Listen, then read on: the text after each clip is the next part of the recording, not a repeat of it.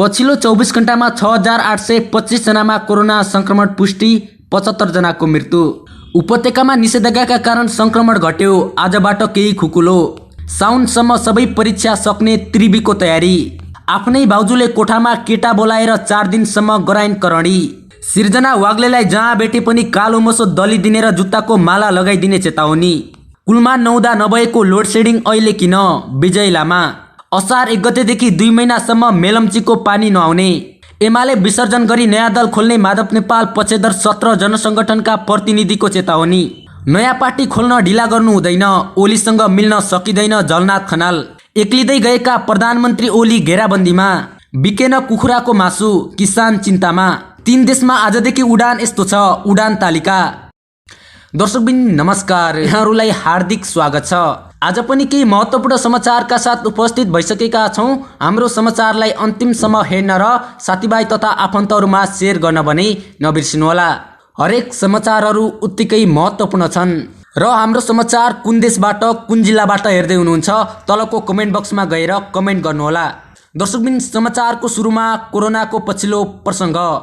नेपालमा पछिल्लो 24 घण्टामा 6825 जनामा कोरोना भाइरस संक्रमण पुष्टि भएको छ। विभिन्न प्रयोगशालामा गराएका 21773 नमुना परीक्षणमा 6825 जनामा कोरोना संक्रमण पुष्टि भएको स्वास्थ्य तथा जनसङ्ख्या मन्त्रालयको तथ्याङ्कमा रहेको छ। 18562 पीसीआर र 3111 नमुनाको एन्टिजेन विधिबाट परीक्षण गराउँदा सो सङ्ख्यामा भाइरस संक्रमण देखिएको हो। यस्तै पछिल्लो 24 घण्टामा कोरोनाबाट थप 75 जनाको ज्यान गएको छ।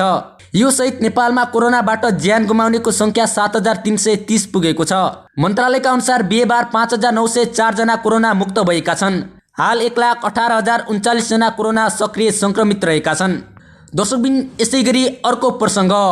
उपत्यकामा निषेधाज्ञाका कारण संक्रमण घट्यो, आजबाट निषेधाज्ञा केही खुकुलो। कोरोना महामारीको दोस्रो लहर सुरु भएपछि काठमाडौँ उपत्यकामा निषेधाज्ञा लागू भएको 1 महिनाभन्दा बढी भइसकेको छ। संक्रमणको साङ्लो तोड्न लगाएको निषेधाज्ञाको प्रभाव सकारात्मक परेको देखिएको छ। निषेधाज्ञा लागू भएको अघिल्लो दिन अर्थात् वैशाख 15 गते काठमाडौँ उपत्यकाका 3 जिल्ला काठमाडौँ, भक्तपुर, ललितपुरमा 2047 जनामा संक्रमण पुष्टि भएको थियो। स्वास्थ्य विज्ञहरूले 1 महिनाको निषेधाज्ञापछि उपत्यकामा कोरोना संक्रमण घट्न थालेको सङ्केत मिलेको बताएका छन्। तर उनीहरूले स्वास्थ्य मापदण्ड पालनामा लापरवाही नगर्न सचेत पनि गराएका छन्। उपत्यकामा दैनिक थपिने सङ्क्रमितको सङ्ख्या सबैभन्दा बढी वैशाख 26 गते झन्डै 4200 पुगेको थियो। त्यो सङ्ख्या घटेर जेठ 16 गते करिब 1100 मा आइपुगेको छ। जेठ 11 गते बुधबार काठमाडौँ उपत्यकाका 3 जिल्ला काठमाडौँमा 969, भक्तपुरमा 181 र ललितपुरमा 306 जना गरी 1456 जना सङ्क्रमित थपिएका छन्। अहिले दैनिक थपिने नयाँ सङ्क्रमितको सङ्ख्या निषेधाज्ञा लागू हुनुभन्दा 1 साता अघिको अवस्था आएको छ। यसैगरी वैशाख अन्तिमतिर काठमाडौँ उपत्यकामा झन्डै 42,500 सक्रिय सङ्क्रमित थिए। बुधबार सक्रिय सङ्क्रमितको सङ्ख्या उपत्यकामा 24,646 मा झरेको छ। सरुवा रोग विशेषज्ञ डाक्टर अनुप वास्तोलाले उपत्यकासहित देशभर कोरोना सङ्क्रमितको सङ्ख्या घटेको बताएका छन्। साथै काठमाडौँ, भक्तपुर, ललितपुरका प्रमुख जिल्ला अधिकारीहरूले बुधबार निषेधाज्ञा लम्ब्याउने निर्णय गरेका छन्। अब जेठ 31 गतेसम्म उपत्यकामा निषेधाज्ञा लागू हुने भएको छ। जेठ 14 गतेबाट उपत्यकामा बन्द गरिएको खाद्यान्न किराना पसल डिपार्टमेन्ट स्टोर खोल्न नदिने निर्णय गरेको छ। किराना र डिपार्टमेन्ट स्टोर बिहान 9 बजेसम्म खोल्न दिने निर्णय भएको छ। दर्शकबिन यसै गरी अर्को प्रसङ्ग। साउनसम्म सबै परीक्षा सक्ने त्रिवीको तयारी। कोरोना संक्रमण बढ्दै गएपछि त्रिवीले सञ्चालन गर्दै आएको वार्षिक परीक्षा वैशाख 14 गते सूचना जारी गरी अनिश्चितकालका लागि स्थगित गरेको थियो। त्यतिबेला स्नातक तहका मानविकी व्यवस्थापन शिक्षा संकायका वार्षिक परीक्षा सञ्चालन हुँदै आएका थिए। परीक्षा स्थगित गरेको 1 महिना बितिसक्दा पनि अहिलेसम्म त्रिवीले रोकिएको परीक्षाको अन्योलता हटाउन सकेको छैन, जसका कारण विद्यार्थीहरू अहिले चिन्तामा रहेका छन्। आगामी साउनसम्म स्नातक तहका सबै संकायका प्रथम र दोस्रो वर्षको परीक्षा सक्ने लक्ष्य लिएको छ। तर यो महामारीमा कुन विधिबाट परीक्षा सञ्चालन गर्ने भनी अहिलेसम्म केही निर्णय लिन सकेको छैन। परीक्षाका विषयमा त्रिवीका रजिस्ट्रार पेशाल दाहाल भन्छन्, बिए प्रथम वर्ष र निषेधाज्ञा अघि लिएको रोकिएको सबै परीक्षा साउनसम्म लिइसक्ने भनेर छलफल भएको छ। तर कुन विधिबाट सञ्चालन गर्ने अहिलेसम्म केही निर्णय हुन नसकेको बताएका छन्। उनका अनुसार भौतिक उपस्थितिमा परीक्षा गराउन भन्ने अहिले विकल्प छैन। त्यसैले भौतिक उपस्थितिमा तत्काल परीक्षा हुँदैन। अनलाइनबाट गर्न पनि सबैको पहुँचमा प्रविधि छैन, दाहालले भने। एसीको परीक्षा सरकारले आन्तरिक मूल्याङ्कनबाट गर्ने तयारी गरेको छ। दर्शकबिन यसै गरी अर्को प्रसङ्ग। सिर्जना वाग्लेलाई जहाँ भेटे पनि कालो मसो दलिदिने र जुत्ताको माला लगाइदिने चेतावनी। केही समय अगाडि सामाजिक सञ्जाल लक्ष्मी गदाल र किशोर खतेवडाको विषयले निकै तातेको थियो। त्यसपछि बिस्तारै सहमतिमा लक्ष्मी गदाल र अभिनेता किशोर खतेवडा बीचको विवाद समाधान भएको थियो। यो कुरा अब कतै लुकेको कुरा होइन, उनीहरूले सार्वजनिक रूपमा यो स्वीकार गरेका छन्। लक्ष्मी र किशोर केही वर्षदेखि सँगै बस्दै आएका थिए, तर उनीहरू बीचको प्रेममा एउटा समूह आयो जसका कारण उनीहरूको सम्बन्ध बिग्रियो। किशोरको दाबी अनुसार लक्ष्मीलाई प्रयोग गरेर एउटा समूहले आफ्नो जीवन बर्बाद पार्न खोजेको बताएका छन्। नायक किशोर खतेवडाले हिजो दलित बनेर लक्ष्मी गदाललाई छोड्यो भन्नेहरू आज कहाँ छन् भन्दै प्रश्न गरेका छन्। लक्ष्मी गदालले आफूलाई जसरी कालो मसो दलेर बेइज्जत गरेका छन्, तिनीहरूलाई पनि त्यसरी नै कालो मसो दल्ने चुनौती दिएकी छन्। दुवैजना मिलेर अहिले त्यो समूह विरुद्ध कानुनी लडाईँमा छन्। उनीहरू केही समयमा लकडाउनका समयमा सहयोग बाँड्न सडकमा पुगेका थिए। किशोरले आफूसँग अरूलाई आर्थिक सहयोग गर्ने पैसा नभए पनि अरूसँग सहकार्य गरेर सडकमा गएको बताएका छन्। दर्शकबिन यसैगरी अर्को प्रसङ्ग, कुलमान हुँदा नभएको लोडसेडिङ अहिले किन? विजय लामा। नेपाल एयरलाइन्सका वरिष्ठ पाइलट विजय लामाले नेपाल विद्युत प्राधिकरण देशमा बिस्तारै लोडसेडिङ गर्ने दिशातर्फ उन्मुख भएको बताएका छन्। अहिले लोडसेडिङ सुरु भइसकेको भन्दै लामाले यो बिस्तारै बढ्दै जाने बताएका छन्। सामाजिक सञ्जाल मार्फत प्रविधिकरणमाथि आक्रोश पोखेका छन्। कारण देखाउँदा सुकायाम भएकाले पानीको सतह घटेर भन्ने गर्छन्। प्रविधिकरणलाई लामाको प्रश्न छ, के कुलमान घिसिङको पालनामा चाहिँ सुकायाम लागेन? प्रकृति अनि भाग्यले मात्र साथ दिएको हो त कुलमानलाई?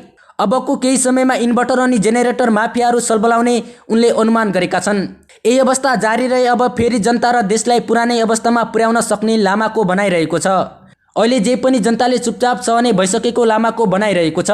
लामा थप इलेक्सन हुन त के नै गर्न या बोल्न सकिन्छ, जुन देशमा शीर्ष नेताहरूलाई झगडा गर्नमा नै फुर्सद छैन।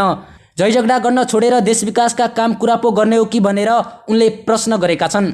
दर्शकबिन यसैगरी अर्को प्रसङ्ग, असार 1 गतेदेखि 2 महिना मेलम्चीको पानी नआउने। आगामी असार 1 गतेदेखि 2 महिना मेलम्चीको पानी नआउने भएको छ। काठमाडौँ उपत्यका खानेपानी लिमिटेड KUKL का अनुसार सुरुङ मार्गको पानी परीक्षण गर्न पानी बन्द गर्न लागि हो। लिमिटेडका अनुसार सुरुङ मार्गमा परीक्षणका लागि खाली मात्र 15 दिन लाग्ने र त्यसपछि विज्ञ र प्रविधिले सुरुङभित्र गएर त्यहाँको अवस्था अध्ययन गर्नेछन्। सुरुङ परीक्षणका क्रममा केही समस्या देखिएमा तत्कालै त्यसको समाधान गरिने बताएका छन्। यसरी सुरुङ परीक्षण गर्न समय लाग्ने भएकाले करिब 2 महिना पानी नआउने बताएका छन्। मेलम्चीबाट दैनिक 70 करोड लिटर ल्याएर उपत्यकामा विभिन्न ठाउँमा वितरण भइरहेको छ। दर्शकबिन यसैगरी अर्को प्रसङ्ग, एमालेले विसर्जन गरी नयाँ दल खोल्ने माधव नेपाल पक्षधर 17 जनसङ्गठनका प्रतिनिधिको चेतावनी। नेकपा एमालेका माधव नेपाल पक्षधर 17 जनवर्गीय सङ्गठनका प्रतिनिधिले पार्टी विसर्जन गरी नयाँ खोल्ने चेतावनी दिएका छन्। उनीहरूले आज प्रेस विज्ञप्ति जारी गरी 2 जेठ 2075 को अवस्थामा पार्टीको संरचना र सङ्गठनलाई नल्याएर पार्टी विसर्जनको बाटोमा जाने चेतावनी दिएका हुन्। अखिल नेपाल किसान महासङ्घ, अखिल नेपाल महिला सङ्घ, युवा सङ्घ, प्रेस चौतारी लगायत 17 जनवर्गीय सङ्गठनका प्रतिनिधिद्वारा हस्ताक्षर सहित विज्ञप्तिमा भनिएको छ, पार्टी जनसङ्गठन र पेसागत सङ्गठनका सबै संरचनाहरूलाई 2075 जेठ 2 गतेको स्थितिबाट केन्द्रदेखि स्थानीय तहसम्म क्रियाशील बनाउनुपर्छ। यदि त्यसो नगरे पार्टी विसर्जनको बाटोमा जान सक्छ। दर्शकबिन यसैगरी अर्को प्रसङ्ग, नयाँ पार्टी खोल्न ढिला गर्नु हुँदैन, ओलीसँग मिल्न सकिँदैन झलनाथ खनाल। पूर्व प्रधानमन्त्री झलनाथ खनालले नेकपा एमालेका अध्यक्ष KP शर्मा ओलीसँग मिलेर जान नसकिने भन्दै नयाँ पार्टी खोल्न ढिला गर्न नहुने बताएका छन्। आज एमालेको ओली विरोधी समूहको केन्द्रीय कमिटी बैठकमा बोल्दै उनले तत्काल नयाँ पार्टी खोल्नुपर्ने बताएका छन्। KP ओलीले विधि विज्ञान सबै उल्लङ्घन गरिसकेपछि अब मिल्न सकिँदैन।